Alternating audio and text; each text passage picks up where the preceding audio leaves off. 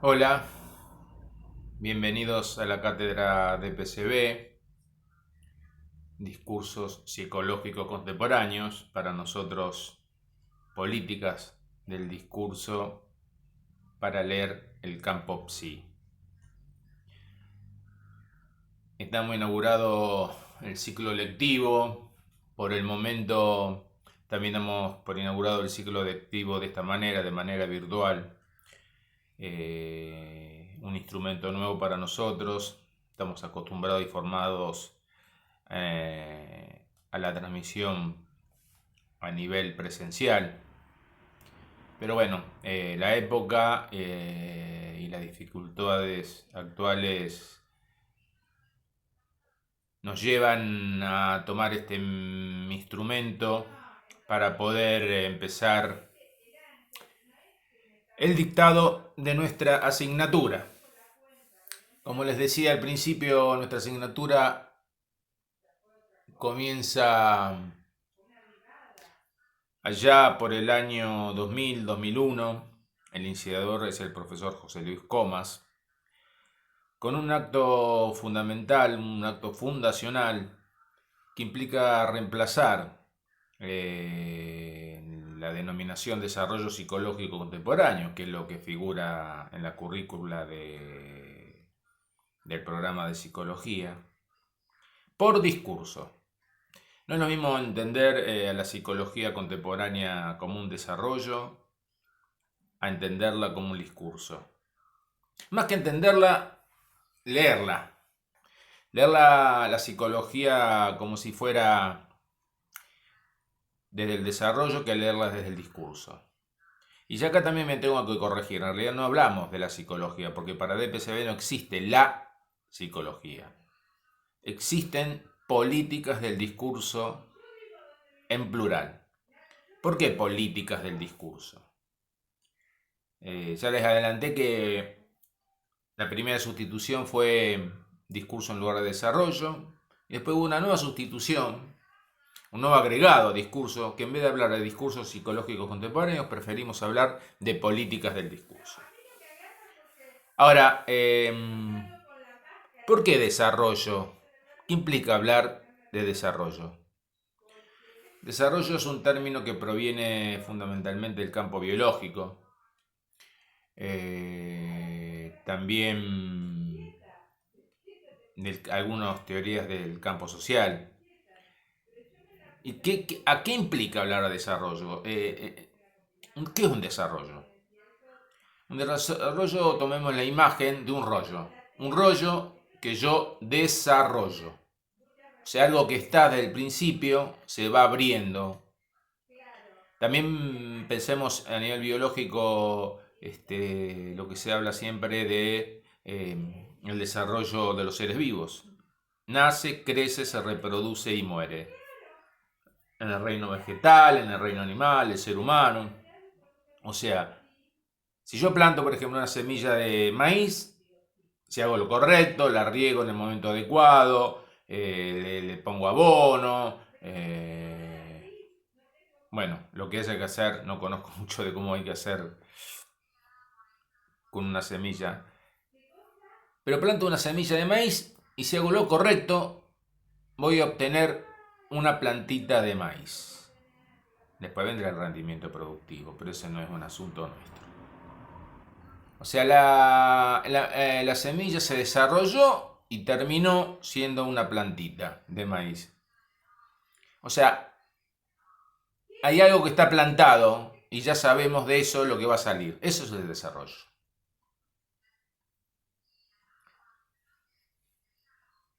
Y así con todas las especies animales también.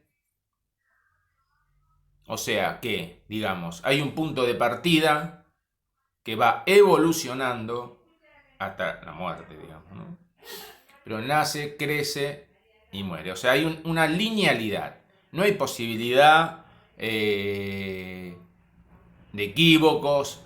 No hay posibilidad de que de una planta de maíz salga un girasol o una vaca. O sea, hablar de desarrollo implica evolución. Está muy emparentado el término desarrollo con el término evolución. Y el término evolución atraviesa distintos campos disciplinares. La biología, recuerden la teoría de la evolución de la especie de Darwin, recuerden el evolucionismo también se aplica en el campo psi. Después vamos a hablar cuando hablemos de algunas teorías psicológicas, vamos a hablar de cómo impacta el evolucionismo. Ahora, ¿cómo sería leer entonces las teorías psi? Ya hablamos de las teorías que sostienen prácticas, prácticas actuales, no son prácticas de las que vamos a hablar, o teorías de las que vamos a hablar que están muertas, que ya no existen, que existieron un tiempo y ya no existen. Existen hoy, ahora, en la actualidad. Hablar desde el lugar del desarrollo implicaría suponer, primero hubo una teoría, un autor que escribió esa teoría, hubo una práctica sostenida, después viene otra que supera esta, o sea, crece, después hay otra que la supera, hay otra mejor, otra mejor, otra mejor, y así indefinidamente, en una evolución, un crecimiento que no podemos saber cuál es el tope. Digamos, una teoría superaría a la otra. También se puede plantear, se puede plantear porque se plantea, se escucha. No, yo aplico un poco de cada teoría, para un poco de conductismo, un poco de cognitivismo, un poco de psicoanálisis, una especie de Frankenstein de la práctica, ¿no? Un poquito de cada cosa. Ojo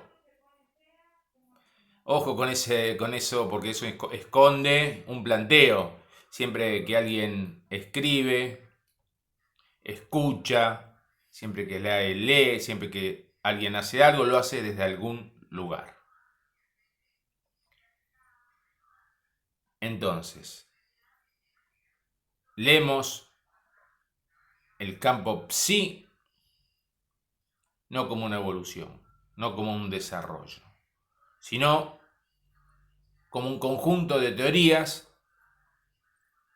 que forman parte de un discurso, que conviven, son simultáneas, pero no conviven tan armoniosamente. Conviven, como dice Foucault en el texto El orden del discurso, no es una convivencia pacífica. El discurso es un campo de lucha, un campo de batalla. Es un campo de lucha que tiene que ver la lucha por el poder. Después tenemos que ver qué es el poder, de qué poder se trata, pero las teorías psicológicas contemporáneas, los discursos psicológicos contemporáneos no están exentos de esa lucha por el poder. Conviven, son paralelas, simultáneas. Es así, cuando lean el surgimiento de la psicología contemporánea, que es una redundancia, porque el campo sí es contemporáneo, surgen a finales del siglo XIX, y las tres grandes políticas del discurso que ustedes van a leer, estudiar este año, surgen paralelamente, los tres grandes iniciadores, Pavlov, Kuhn y Freud, surgen simultáneamente, ni se conocen. No es que uno toma del otro, aprende del otro, lo supera, dialogan cordialmente, no. Son tres teorías basadas en supuestos epistémicos diferentes uno del otro. Tienen bases, fundamentos totalmente disímiles.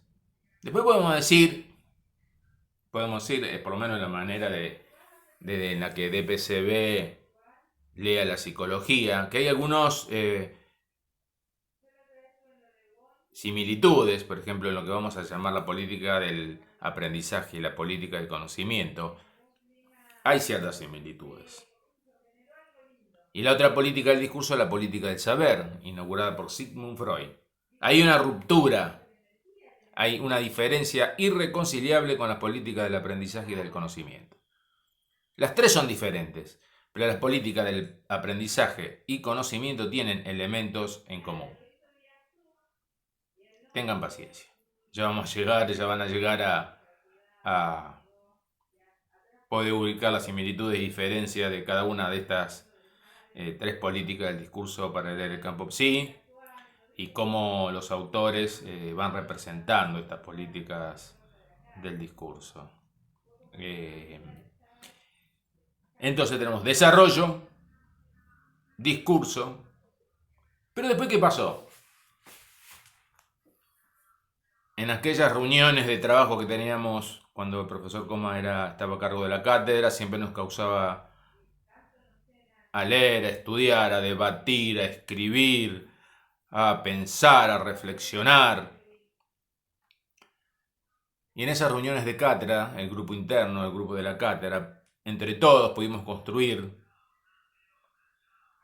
ciertos ordenadores, hablamos de ordenadores en lugar de conceptos. Después también van a ver por qué, o van a tratar ustedes investigar por qué. Está en los textos, todo esto que le estoy diciendo está en los textos. La clase es una ayuda más, no es que usted tiene que repetir lo que decimos los profes en las clases, sino tienen que tratar de que esto sea un elemento más para que le ayude a aclarar ciertas incógnitas que se pueden ir generando en la lectura. Bueno, me fui un poquito. Digo, en esas reuniones de la cátedra construimos un mapa de lectura que nos permite hablar de políticas del discurso. ¿Por qué políticas del discurso? ¿Por qué hablar de políticas? Con Foucault ya hay un adelanto que es pensar el discurso como un instrumento de poder. Dice Foucault que no es solamente el discurso aquello que expresa lucha, sino también es un instrumento de lucha. Las diferentes instituciones tratan de apropiarse, o los sujetos, los ciudadanos, a distintos niveles, tratan de apropiarse del discurso porque es un instrumento de poder. No solo expresa poder, expresa lucha, expresa diferencias, contradicciones, sino que también es un instrumento de poder. Pero ¿qué pasa? También está el señor Luis Althusser, otro texto de la cátedra Ideología, aparato ideológico del Estado, donde él, obviamente, no sé si obviamente, habla de ideología. En el lugar de la ideología como constitutivo del orden cultural. Y el orden cultural es un orden en discurso, por lo tanto, la ideología es una dimensión del discurso. Y la ideología expresa luchas, pero expresa luchas desde el punto de justificar, promover cierto orden de producción y reproducción, cierto orden económico. Esto está planteado en términos marxistas, ¿no? Seguramente habrá muchos de ustedes que habrán leído más de marxismo que yo. Pero la ideología apunta a crear las condiciones para la reproducción y sostenimiento de un determinado orden económico. O sea, también por detrás de la ideología y por delante está el interés, el orden económico. Entonces, ¿por qué hablar de política de discurso? Porque en el discurso es un instrumento de poder, te transmiten luchas,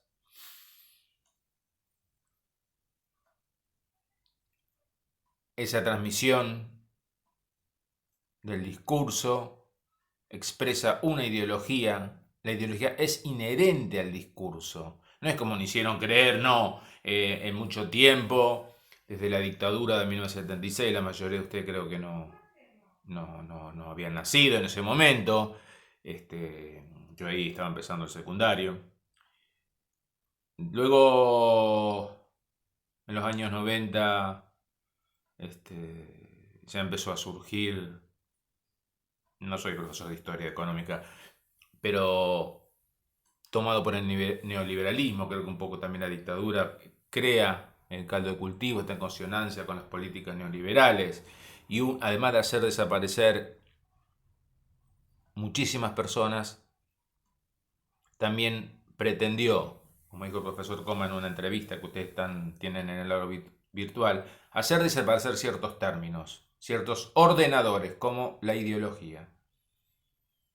También en los años 90 alguien ligado al Banco Mundial, al FMI, plantea el fin de las ideologías, el fin de la historia y la memoria.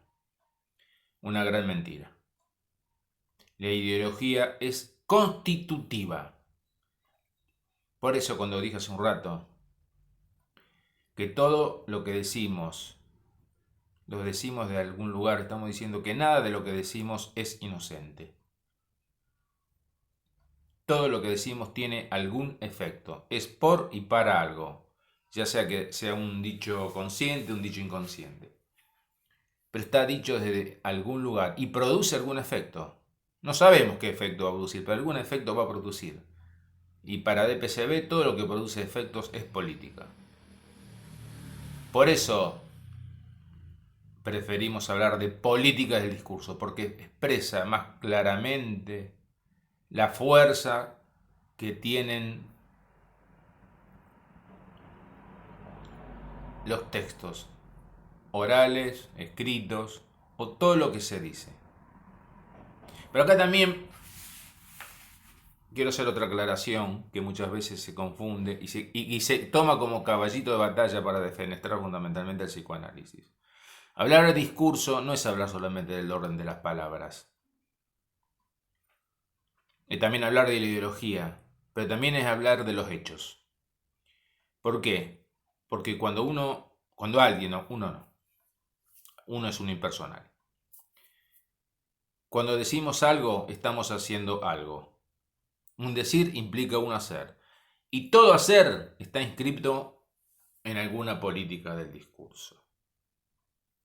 O sea, no está desligada la acción de la palabra. Por más que esa palabra, por ese discurso, un bla bla bla, bla bla bla, bla bla bla, muchas veces hablamos para no decir nada, para escaparnos de una conversación, para perder el tiempo. Bueno, también estamos haciendo algo. También producimos un efecto en el otro. Risa, cansancio, aburrimiento. Bueno, eso forma parte, eso es político. Por eso tampoco hablamos del calificativo apolítico cuando alguien dice yo soy apolítico. Decir yo soy apolítico forma parte de una ideología dominante, aunque se pretende establecer como dominante. Todo lo que se dice, todo lo que se hace está dicho y hecho desde algún lugar. Y en esto no escapa el campo psi.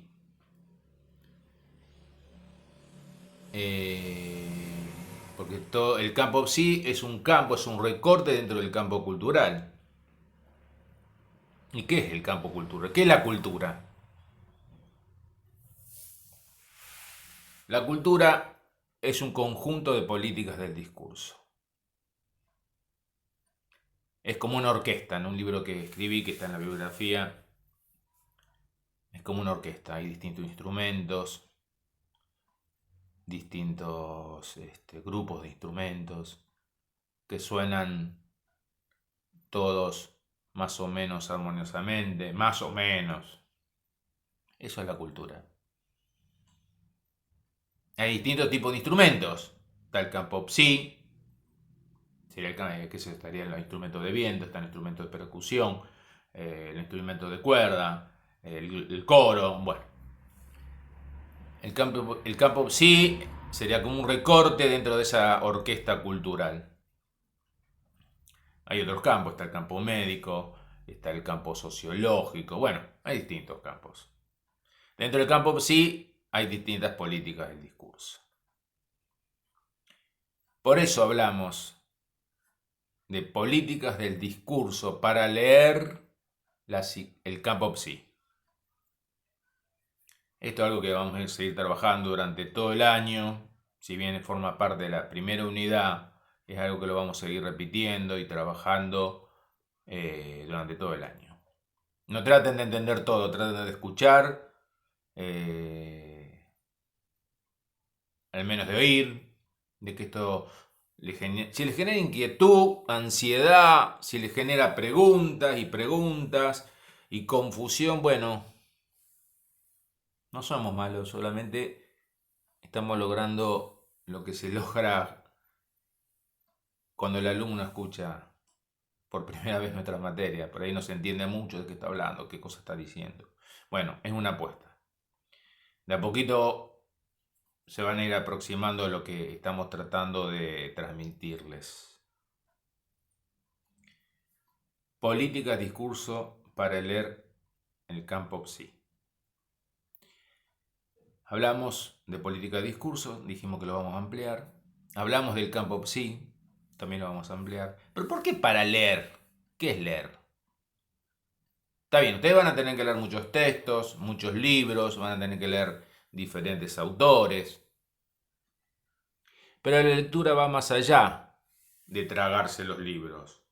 La lectura tiene que ver con que lo que nosotros podamos decirle, lo que nuestros textos le puedan transmitir, ustedes se lo puedan apropiar, no repetir lo que nosotros decimos.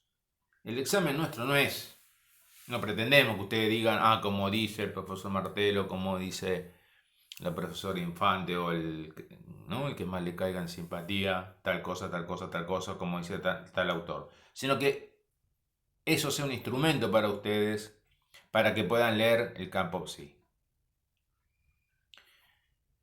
Obviamente que hace falta leer textos, cuadernillos, libros, hace falta leer mucho. Van a tener que leer mucho. También hay novelas, también hay películas.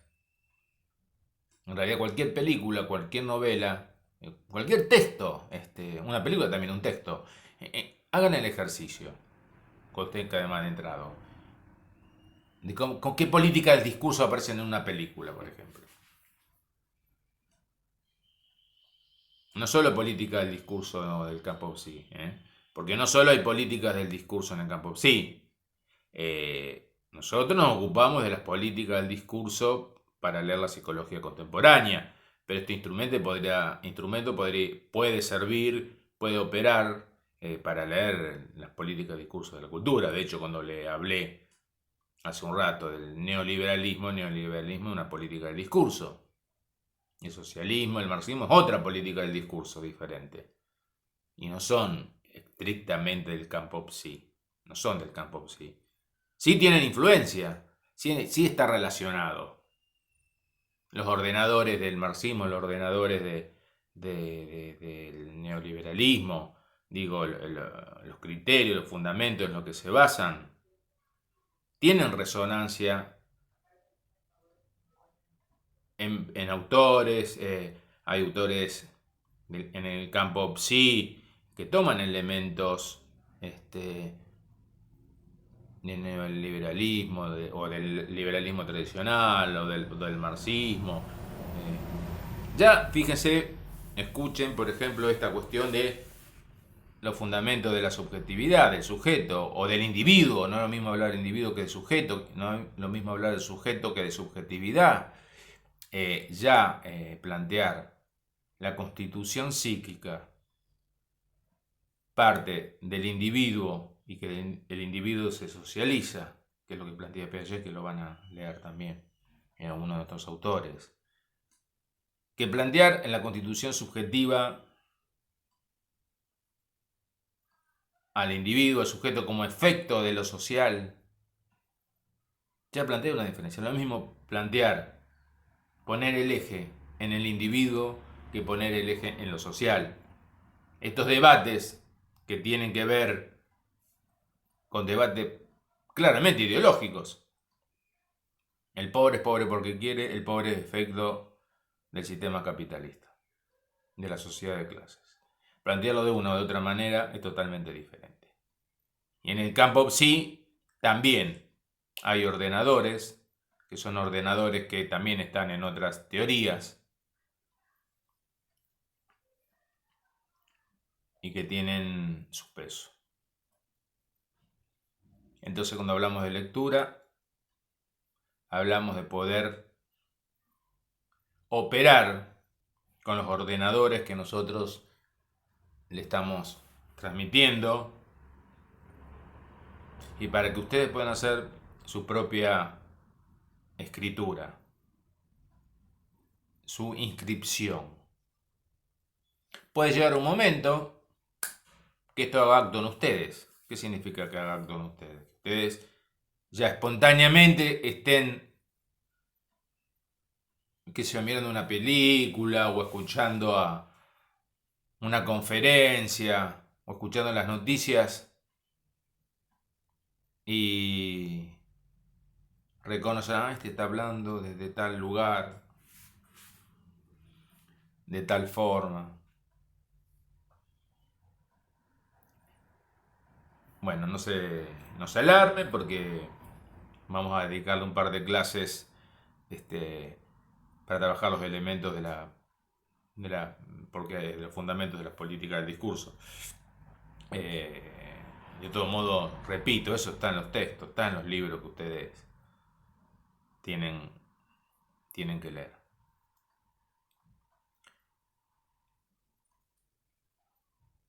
Hay mucho para decir. Tenemos bastantes clases, esperemos que pronto podamos volver a la actividad presencial. También tengo mi machete.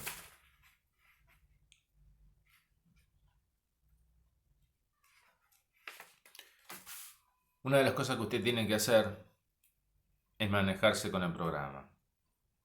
Yo creo que el primer texto, el primer documento que ustedes tienen que leer es el programa. El programa de PCB, obviamente. ¿Por qué le digo esto?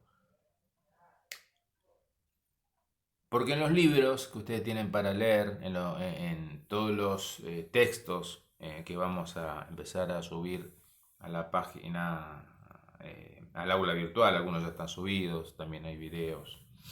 Bueno, este va a ser uno, sí, creo que lo vamos a poder subir